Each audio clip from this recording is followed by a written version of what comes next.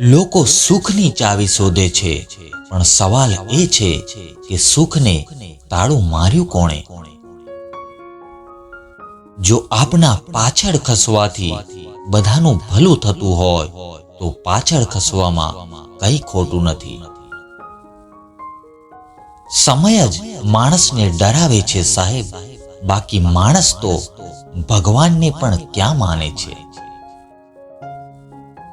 તકલીફ તો હંમેશા સાચા માણસને જ પડે છે સાહેબ, કેમ કે ખોટા માણસનું કામકાજ તકલીફ આપવાનું હોય છે.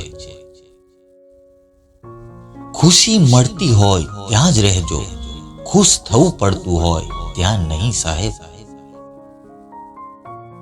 ઉગતા સૂરજ સામે કોઈની આંખ નથી ખુલતી અને ડૂબતા સૂરજને જોવા ટોળું ભેગું થાય છે.